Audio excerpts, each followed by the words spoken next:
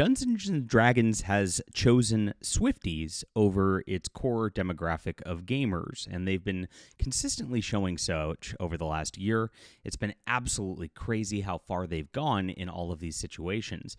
Now, Dungeons and Dragons is a complete nightmare in this new edition, and a lot of people have already gotten fired from Wizards of the Coast. The designers who were kind of in charge of this edition have already jumped ship and are now doing an RPG with Critical Role.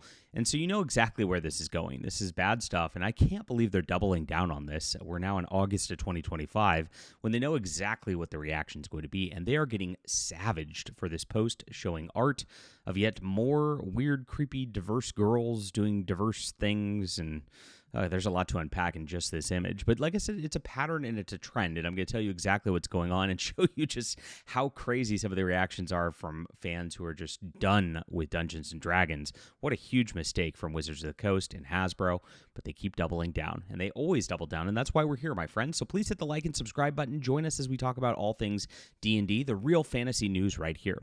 I'm a science fiction writer myself and as fantasy writer myself. If you like Dungeons & Dragons, I really think you're going to enjoy my Adventures of Baron von Monocle series. This is a 6-book series, and it's about an airship crew that quests, adventures, goes out and fights the good fight. It's a lot of fun. They go after monsters, they get embroiled in a war, everything that, your Dungeons & Dragons or Final Fantasy party might encounter in this beautiful steampunk epic. It's in the description below. You can start here. It's available on ebook, print, and audio, and there's also, like I said, a 6-book series. If you pick up the whole thing, it builds up so nicely.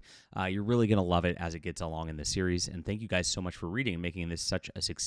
Sold over 30,000 copies independently so far, which I really appreciate everybody who reads. All right, let's get into the news today. Like I said, this is it, Life of a Showgirl, as you can see. And what they're referencing is the new Taylor Swift album where, she's got a new album cover where she's dressed up like a showgirl, and they're showing some crazy black lady being crazy, who looks kind of like a stripper or something like that. So that's what's going on here. I don't know what this has to do with Dungeons & Dragons, but I guess this is some art from their recent game. Now, this is not the first time they've attempted to appeal to Swifties.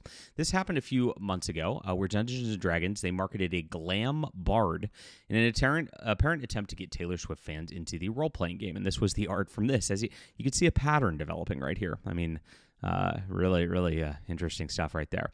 But here's one of them. This is clearly like a reference to like a Taylor Swift thing. This was posted by D&D Beyond on Facebook as an advertisement. Don't wait, start your D&D adventure today. Tadpole not included.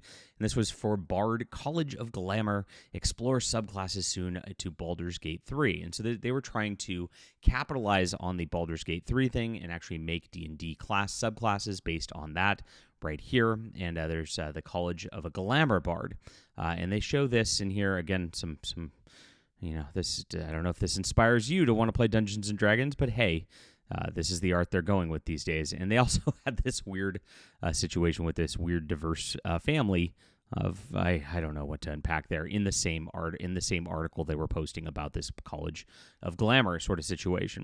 Now, this has been going on for a long time, as the art's just been a weird direction in this entire iteration of Dungeons & Dragons. Last year, we broke the story about the Mexican orcs, if you remember. Yes, orcs were thought of as, quote, black people, and so they had to, of course, remove the racial stereotypes, so they turned orcs into Mexicans. It was one of the most cringy moves you've ever seen out of Dungeons & Dragons, and it only got worse from there. When we came out with the Player's Handbook, it was very much a diversity fest. You did not have very many white male adventurers whatsoever, despite white males being about 90% of the hobby. It's an intentional move to try to change the demographic of who plays Dungeons & Dragons, and it never works very well for them. As much as they've been doing this over and over and over again, calling everybody sexist, misogynist, racist, including Gary Gygax, the original designer of Dungeons & Dragons, was attacked by Jason Tandro, who's one of the lead designers here for Dungeons & Dragons at Wizards of the Coast, last year very similarly. All this stuff has just been compounding, and the sales were not very good for the 5th edition. They were showing that the new editions of this 2024 edition, not the original 5th edition, basically did not do as well as even Tasha's Cauldron of Everything from a couple of years ago, which is kind of wild because you would expect that a core book, a core reboot would actually do that. That's why all these companies do these core books in the reboots of their systems, is because those are what sell better than the tertiary supplements later. It's always that way with every single game. That's that's no different here. So this is what we have going right now, and it's very interesting as we see a double down on this. Now, they're going to get absolutely savage. There's already a meme of this from Memeslich, which is pretty funny, the death of a showgirl. Pretty funny right here. I'm rooting for the goblins personally, but we'll see what happens in that scenario. So they got completely savaged here. You could see that pretty close to being ratioed already. And I posted this Dungeons and Dragons with this little caption from Stone Toss right here, referencing the burgers meme. Pretty funny. You have lost the plot as the next one right there.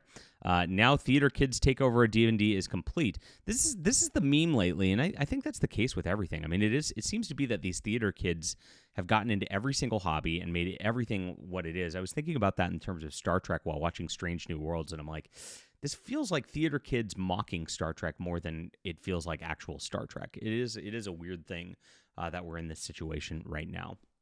And that's exactly what's going on.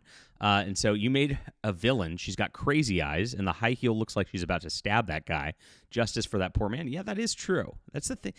I've noticed this about the diversity stuff right there. They always kind of tell on themselves that they're the actual villains. I've seen this in a lot of stuff like the Doctor Who recent woke stuff that they've been doing.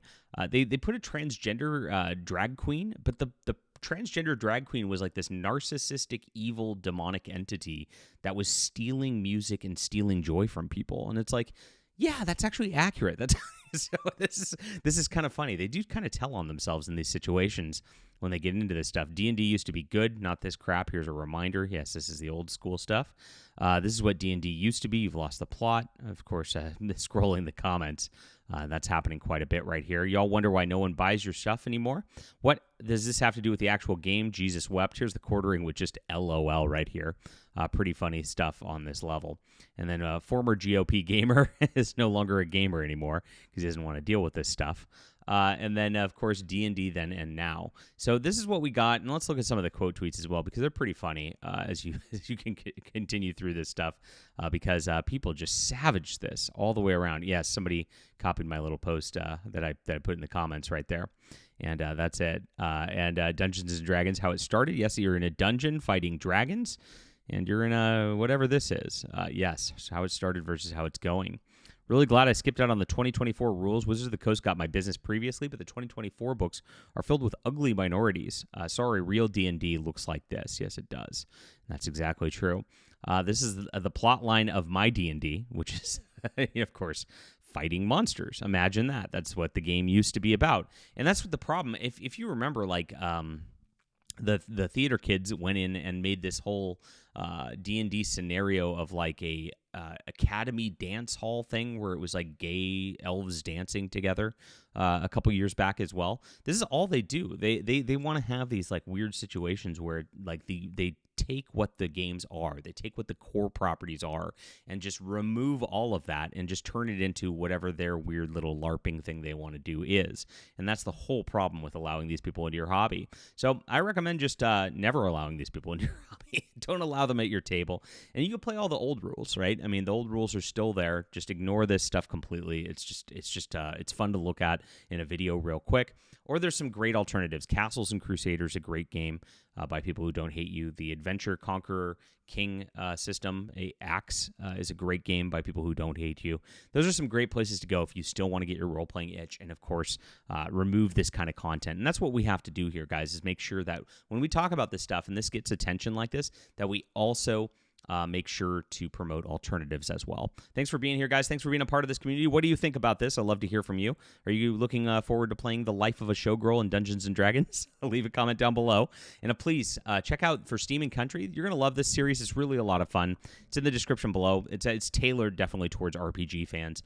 And I appreciate you guys for reading. We'll be back soon.